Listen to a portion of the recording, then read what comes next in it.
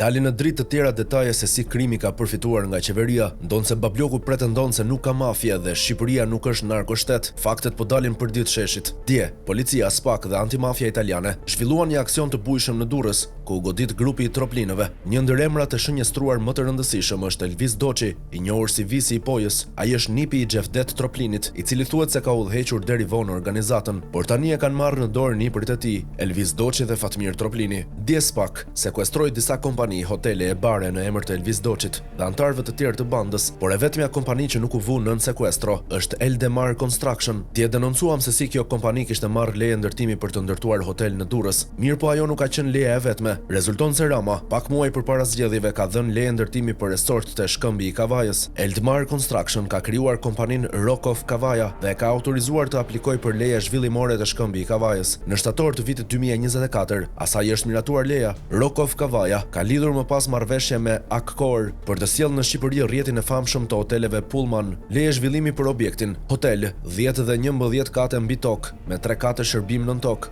me vendodhje Shkëmbi i Kavajës, Bashkia Durrës, me subjekt zhvillues shoqërinë Rock of Kavaja SHPK, thuhet në vendimin e Këshillit Kombëtar të Territorit. Por jo vetëm kaq, kompania Eldemar Construction rezulton se është pjesë e kompanive që janë futur te procesi i rindërtimit dhe kanë përfituar lehtësira dhe fonde nga shteti. Vet kompania pranon se është përjashtuar nga TVSH pasi ka kontribut në procesin e rindërtimit. Të gjithë e dim masakrën që u bë me rindërtimin, pasi të gjitha bizneset që u përfshin kanë mbushur xhepat. Elementi tjetër është se gjatë qeverisë së Ramës rezulton se Eldemar Construction ka pasur fitime kolosale.